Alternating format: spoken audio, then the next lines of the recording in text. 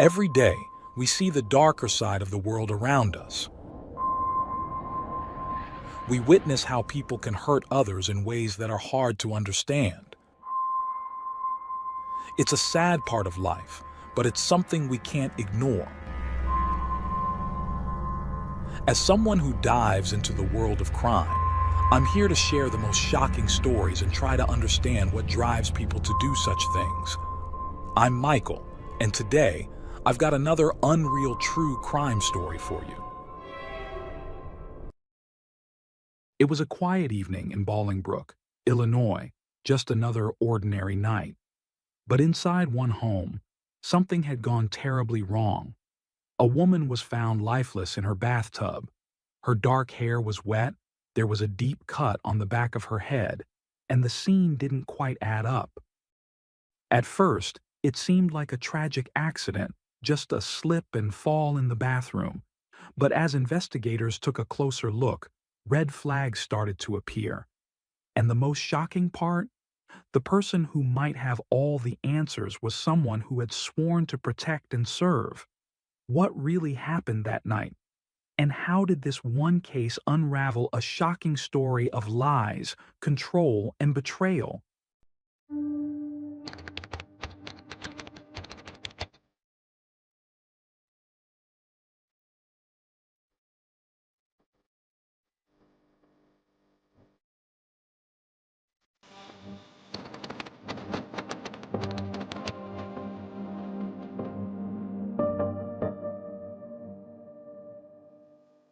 Kathleen Savio was born on June 13, 1963, in Glendale Heights, Illinois. She was the youngest of four siblings in a family led by her parents, Henry and Marcia Savio. When Kathleen was just 2 years old, her parents divorced. Sometime later, her mother remarried, and the family relocated to another city in Illinois. Despite facing financial challenges while growing up, Kathleen, affectionately called Kitty by her family, was determined to build a future for herself. She pursued her education and became an accountant. Friends and acquaintances describe Kathleen as a warm, friendly, and charismatic woman with a remarkable ability to connect with people. At the age of 20, she went on a blind date that would change her life. The man she met was Drew Peterson, a seemingly charming individual who at first glance appeared to be an ideal match.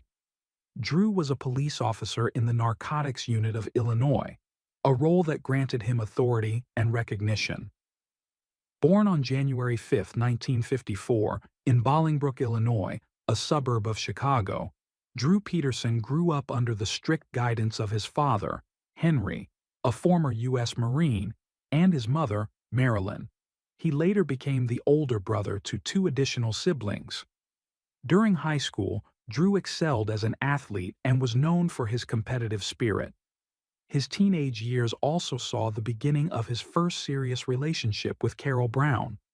After graduating, he enlisted in the U.S. Army in 1974 and, that same year, married Carol. By 1976, Drew had been discharged from the military, and a year later, he joined the police force in his hometown. Within a year, he was assigned to an undercover role in the Metropolitan Narcotics Squad. His work earned him recognition, and by the time he was 25, he was honored as Police Officer of the Year. However, his personal life did not mirror his professional success. Despite having two children together, his marriage to Carol ended in 1980 after she discovered his infidelity. Carol was granted custody of their children. Drew, known for his arrogance and boastful nature, often bragged to friends about how easy it was for him to attract women as a police officer. In 1981, he met Victoria Vicky Connolly, and they married in 1982. Their relationship lasted nearly a decade before Victoria chose to divorce him in the early 1990s. She cited ongoing domestic abuse as the main reason for ending the marriage, a claim later echoed by her daughter, who had lived with them until she was 17. One particularly disturbing rumor surrounded an incident involving Victoria. While they were still married, the couple had purchased a bar together. One night after leaving the establishment, Victoria was involved in a car accident that required surgery. Some sources speculated that Drew may have tampered with her brakes, but no concrete evidence ever surfaced. It was during his marriage to Victoria that Drew began an affair with Kathleen Savio. However, Kathleen had no idea that he was married. When he finally admitted to being in the process of a divorce, he painted his wife as a drug addict, claiming that he could no longer endure the situation. To Kathleen, Drew seemed like a dream come true. He showered her with gifts and affection, took her on trips, and promised her a stable life. Wanting to settle down, she fell deeply in love with him. Their whirlwind romance led to an engagement just 6 months after their first date. On May 3, 1992, shortly after Drew finalized his divorce, they got married. Over the next 2 years, Kathleen gave birth to their 2 children, but the dynamics of their relationship began to shift.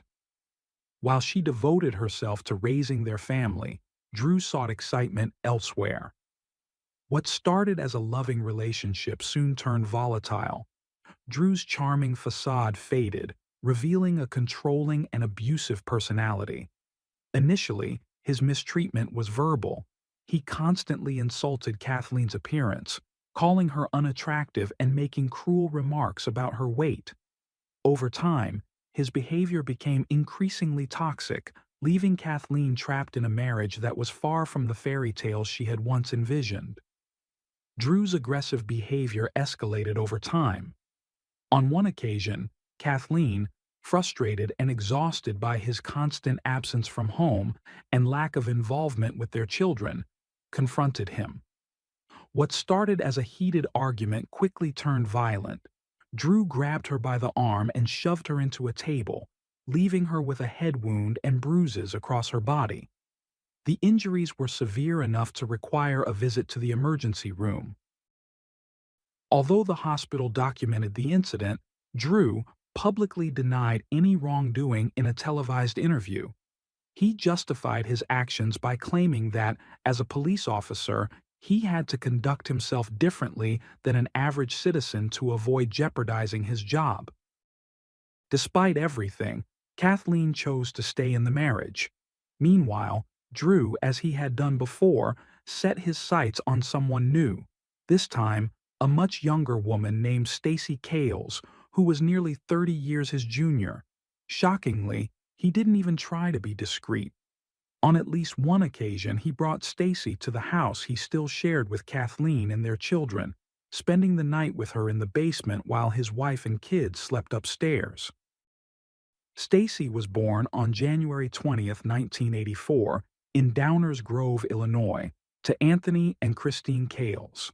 She graduated high school early and soon took a job as a receptionist at a local hotel, which is where she first met Drew. For a while, Kathleen remained unaware of her husband's affair. That changed in October 2001 when she received an anonymous letter detailing his involvement with 17-year-old Stacy. Though her marriage had been deteriorating for some time, Kathleen was devastated by the revelation. Naturally, she confronted Drew, who denied everything. Overwhelmed with emotions, Kathleen called her sister, crying as she revealed that not only had Drew been unfaithful, but he had also physically assaulted her, throwing her against the refrigerator during the argument. By mid-2002, Drew had moved out of their home and into a new house just a few blocks away, a move many saw as a deliberate provocation. The divorce that followed was contentious, with Kathleen fighting for child support, custody of their children, and a share of Drew's pension. But he had no intention of compromising. Kathleen was a strong woman and a devoted mother who refused to give up without a fight. Their arguments became increasingly intense, and the police were called to her home no fewer than 18 times, each report citing domestic disputes. One particularly disturbing incident took place on July 5, 2002. According to the police report, Drew shattered glass in their home, then forced Kathleen to sit on the staircase for hours while he stood over her, holding a knife and threatening to kill her.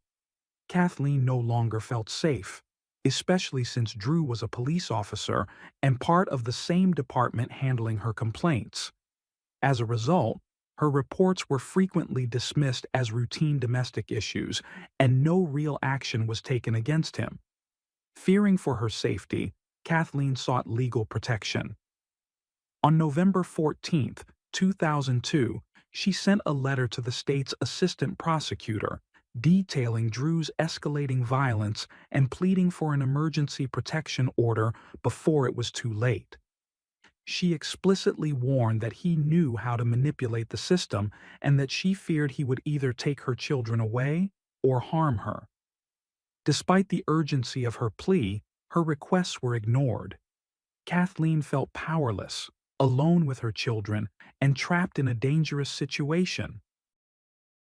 Meanwhile, Drew officially married Stacy on October 18, 2003, shortly after finalizing his divorce. At 49 years old, he had now married a 19-year-old girl. Not long after, Stacy gave birth to their first child. Stacy, much like the others before her, initially appeared happy in their relationship. She embraced her role as a stepmother, despite the fact that Drew's eldest child was not much younger than she was. Their life seemed picture perfect. They traveled frequently, threw lavish parties, and presented themselves as a loving couple, despite the glaring age gap. But the honeymoon phase didn't last long. As time passed, Drew's controlling nature surfaced once again. This time, his behavior toward Stacy became obsessive. He constantly monitored her phone, tracked her whereabouts, and accused her of things she hadn't done. Then came the night of Monday, March 1, 2004. After knocking on Kathleen's door multiple times without an answer, a concerned neighbor decided to check inside, unaware of the horrific discovery awaiting him. Inside the bathroom, Kathleen was found face down in the bathtub, lifeless. Naturally, Drew was the prime suspect. However, he had an airtight alibi. He was at home with Stacy. He also claimed that, as per their agreement, he had spent the previous weekend with his children before returning them to Kathleen on Sunday. Forensic investigators found no signs of forced entry or struggle inside the home. Although Kathleen's autopsy revealed bruises on her body and a deep head wound, no defensive injuries were reported. The authorities quickly ruled her death an accidental drowning without conducting a more thorough investigation. One glaring detail went unnoticed. The bathtub was completely dry when her body was found.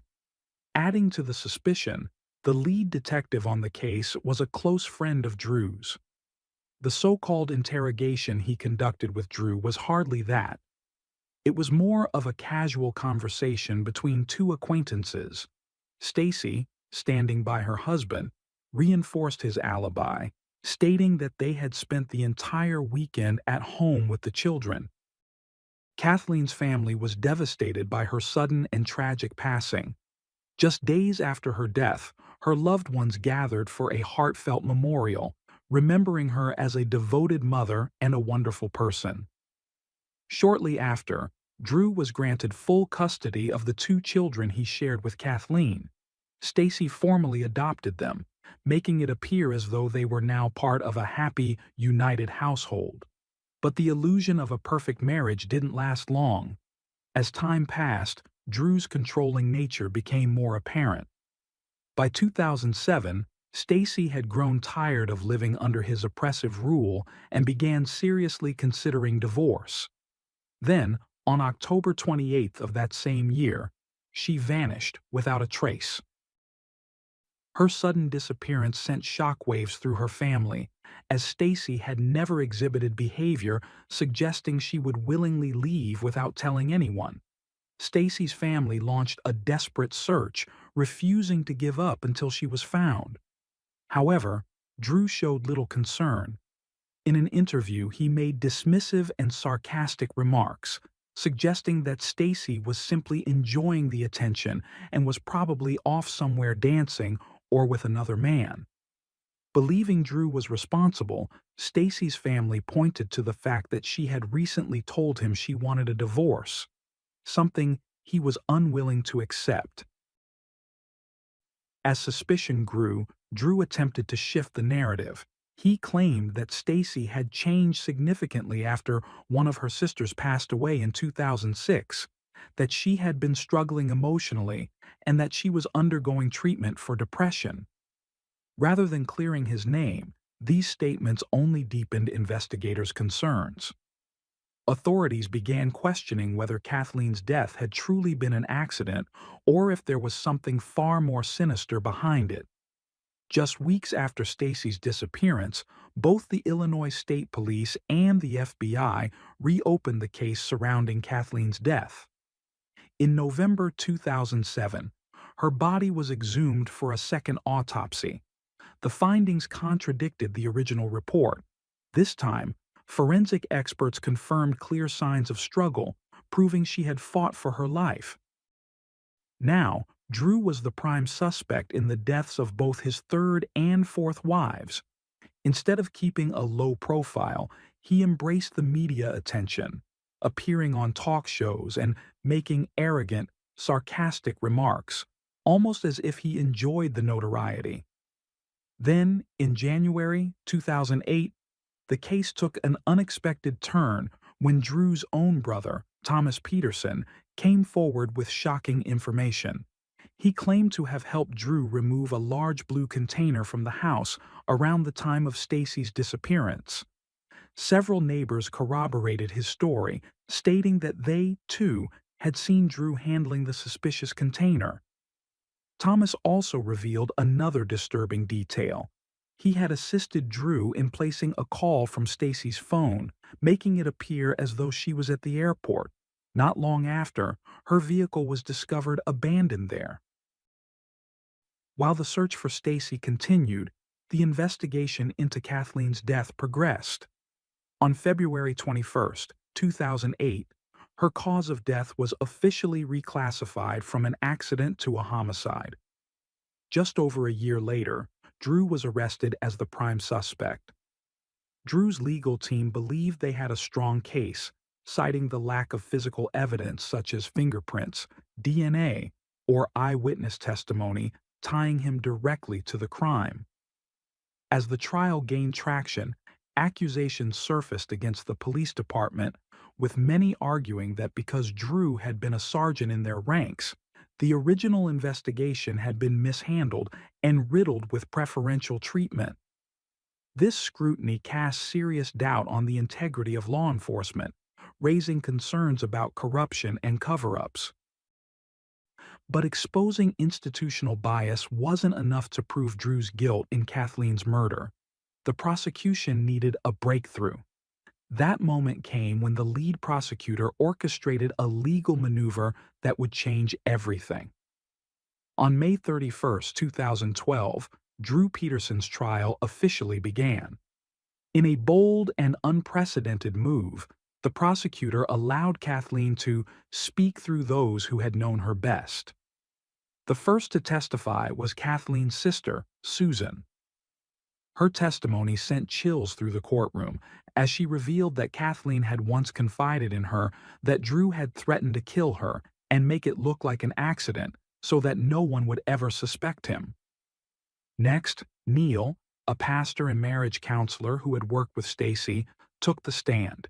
He testified that Stacy had privately shared her suspicions that Drew was responsible for Kathleen's death. According to him, Stacy recalled waking up in the middle of the night to find Drew missing, right around the time Kathleen was believed to have died. When he returned, he allegedly asked Stacy to lie to the police and provide him with an alibi. Adding to the disturbing revelations, it was revealed in court that Drew had been present during Stacy's police interview, which further suggested he had exerted pressure on her to protect him. The lawyer who had represented Kathleen during her divorce revealed that Stacy had contacted him just days before she vanished, seeking legal advice about leaving Drew.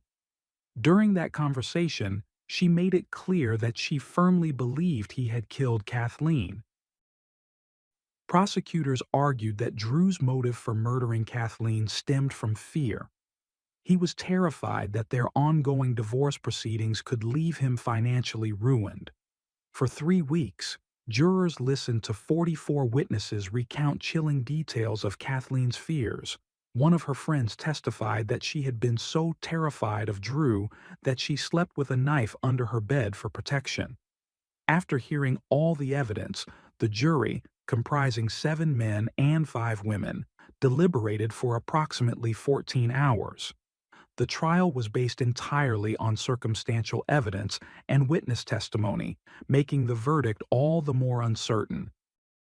Before the decision was announced, Drew suddenly erupted, shouting that he had not killed Kathleen. His outburst prompted Kathleen's brother to yell back, accusing him of the crime. Security intervened, removing him from the courtroom. Finally, the jury reached a decision. Drew Peterson was found guilty. He was sentenced to 38 years in prison with no possibility of parole. Despite appearing composed in court, Drew's demeanor quickly changed in the days that followed. His anger turned toward the prosecutor who had sealed his fate. The attorney, however, remained unfazed, hinting that further legal action could still be pursued against Drew for Stacy's disappearance. Meanwhile, tensions within Drew's legal team boiled over.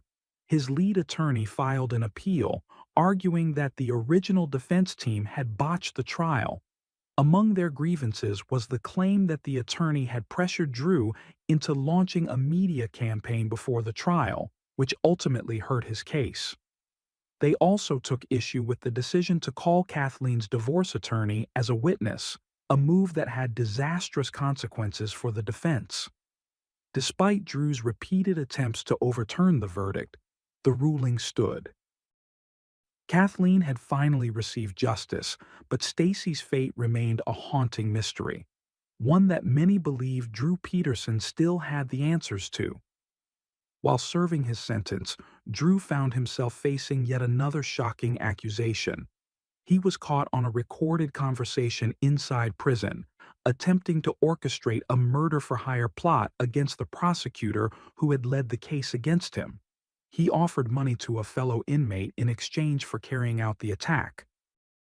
Despite his lawyer's efforts to prevent an additional conviction, the court found him guilty once again, adding 40 more years to his original sentence. Over the years, Drew has continued to proclaim his innocence, repeatedly attempting to appeal his conviction. His main argument has been that the testimonies admitted during his trial violated his constitutional rights. The most recent legal development came in 2024 when his public defender requested a psychological evaluation as part of an effort to seek a new trial. The judge ordered the county to facilitate and fund the evaluation of Drew, now 70 years old. After the mandatory 30-day assessment period, the results determined that he was mentally competent to stand trial.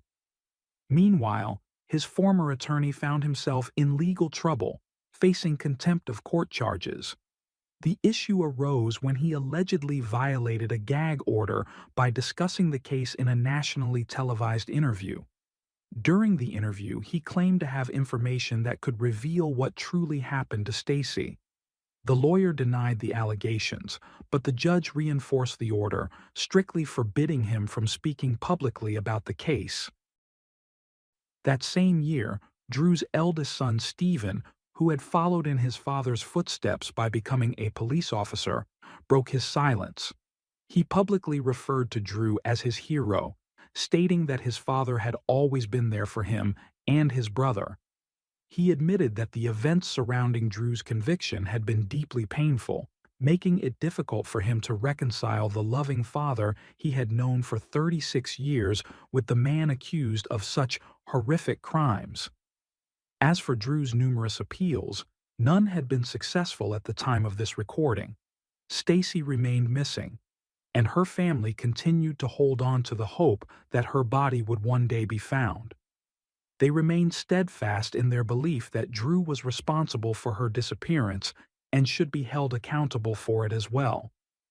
This case sparked intense public debate across the United States due to the many troubling aspects surrounding it.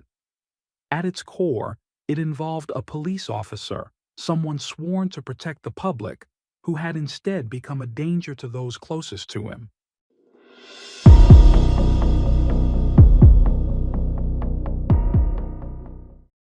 Thanks for tuning in to Unreal True Crime. If you're intrigued by mysteries from around the world, check out our new channel, Latin Crimes, where we dive into the gripping true crime stories of Latin America. Don't miss out. Subscribe now for more thrilling investigations.